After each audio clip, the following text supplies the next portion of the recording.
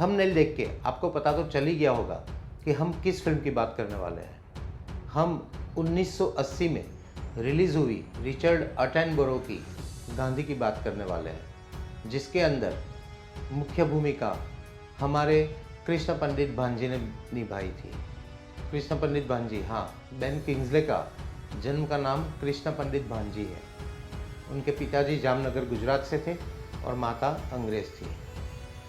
तो इस फिल्म के अंदर उस फिल्म के फंड और फंडे दोनों की बात होगी। गांधी फिल्म की टोटल कॉस्ट $22 मिलियन थी, जिसके अंदर तत्कालीन भारत सरकार यानी इंदिरा गांधी सरकार ने $10 मिलियन का राष्ट्रीय सहयोग दिया था। यह शब्द आप याद रखना, राष्ट्रीय सहयोग, क्योंकि इस वीडियो में उसका संदर्भ बार बार आने वाला है।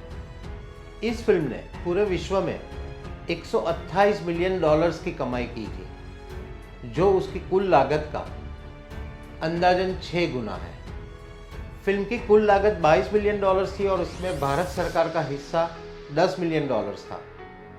तो उस हिसाब से भारत सरकार का 45% पैसा इस फिल्म के अंदर लगा हुआ था। तो जैसे मैंने बताया, $10 मिलियन जो भारत सरकार ने लगाए थे वो एक राष्ट्रीय आर्थिक सहयोग था। तो उस पर मुनाफा तो क्या, सूद भी नहीं था। तत्कालीन प्रधानमंत्री इंदिरा गांधी ने यह राशि एनएफडीसी से निकालकर श्रीमती रानी दुबे को दी हुई थी। रानी दुबे एक ब्रिटिश सिटीजन थी और बीबीसी अखबार में काम भी करती थी और फिल्मों में छोटा मोटा रोल भी करती थी। वो एक परम गांधी भक्त थी और खास करके इंदिरा की सहेली थी। सही मायने में इंदिरा गांधी की भक्त भी थी। तो श्रीमती रानी दुबे जी ने $10 मिलियन अपनी जेब में खिसका लिए, उस फिल्म की पार्टनर बन गई और सारा मुनाफा वो ले गई। एक छोटी मोटी पत्रकार और छोटी मोटी अभिनेत्री रातों रात फिल्म की प्रोड्यूसर बन गई। तो जैसे कि मैंने बताया कि इस फिल्म ने कुल $128 मिलियन की कमाई की थी। यहाँ आंकड़े तो सिर्फ थिएटर में जो रिलीज हुई है फिल्म उसके थे, और वो आंकड़ों का अभी तक कोई हिसाब नहीं। जैसे वीडियो कैसेट रिलीज करना, सीरीज रिलीज करना, अलग अलग देशों में फिल्म्स के राइट्स देना, फिर अभी OTT पे भी आ गई है और भी आगे बिकेगी, तो इसका तो कोई हिसाब ही नहीं है। अंदाजन पूरे विश्व में 100 कंपनीज ने इसके राइट्स खरीदे हुए हैं और उसके पैसे मेरे अंदाजे से जो कुल कमाई है उसका 10 गुना है। लेकिन असली विडंबना ये है कि जो राष्ट्रीय सहयोग जो था, राष्ट्रीय आर्थिक सहयोग $10 मिलियन का, वो पैसा भी अभी तक पूरा नहीं आया, यानी उसमें भी अभी 2.5 मिलियन बाकी है। $10 मिलियन उसकी उस ज़माने में कीमत 8 करोड़ रुपए थी और आज के इन्फ्लेशन के हिसाब से उसकी कीमत आज 170 करोड़ रुपीज़ है। दोस्तों, यह फिल्म तो रिलीज़ हो गई, लेकिन यह फिल्म कई सारे सवाल उठा रही है, जो फंड के लिए भी है और फिल्म के फंडा के लिए भी है। इंदिरा गांधी ने जिस एनएफडीसी से 8 करोड़ रुपए निकाले, वो एनएफडीसी खुद आर्थिक संकट में थी, फिर भी उसने 8 करोड़ रुपए दे दिए। एनएफडीसी उस वक्त जो फिल्में बना रही थी उसका बजट तकरीबन 80 लाख से ऊपर नहीं होता था, फिर भी उसने 8 करोड़ निकाल के दिए।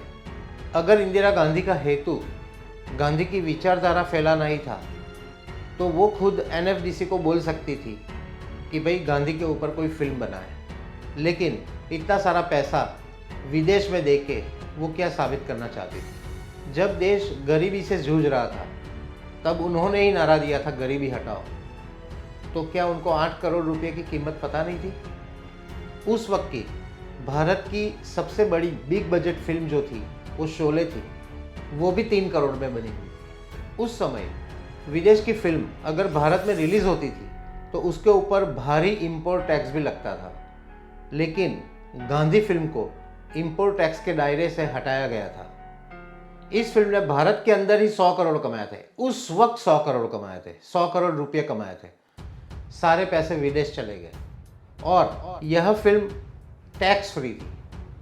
टैक्स फ्री यानी फिल्मों के ऊपर जो भारतीय टैक्स लगता है वो उसने फ्री कर दिया था, तो भारत सरकार को वो भी पैसे नहीं मिले। इस फिल्म को डेडिकेट किया था नेहरू जी और लॉर्ड माउंटबेटन के नाम। Lord Mountbatten, seriously?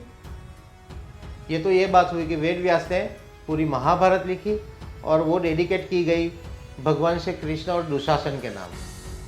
Seriously? Lord Mountbatten? इस फिल्म में आप देखो तो सब अच्छे, गांधी जी अच्छे, नेहरू जी अच्छे, अंग्रेज अच्छी, सब के सब अच्छे। मुझे तो यही समझ में नहीं आया कि भाई गांधी की लड़ाई अंग्रेजों से क्यों थी। दूसरा, जितने भी कांग्रेसी कार्यकर्ता थे वो इस फिल्म में स्वतंत्र सेनानी थे, लेकिन ये अपने हिंदू महासभा, फिर वीर सावरकर जी वाले जो पूरा जो ग्रुप था, तो वो सब रेबेल थे, उनको रेबेल करके पुकारा गया इस फिल्म में। भारत की स्वतंत्रता के असली हीरो नेताजी सुभाष चंद्र बोस, ये इस फिल्म में पूरे के पूरे गायब थे, उनका नाम भी नहीं लिया गया। मित्रों, यह फिल्म और भी बड़े बड़े प्रश्न खड़े कर रही है जो मैं बोल नहीं सकता, नहीं तो यूट्यूब भैया को बुरा लग जाएगा। लेकिन आप तो बोल सकते हो, आप तो पूछ सकते हो, या आप बता सकते हो आपके पास अगर और कोई जानकारी है। तो आपको कोई भी जानकारी हो तो आप नीचे कमेंट करिए, मेरी चैनल को सब्सक्राइब करिए, मेरे वीडियो शेयर करिए और इस वीडियो को लाइक करना बिल्कुल ना भूलिएगा।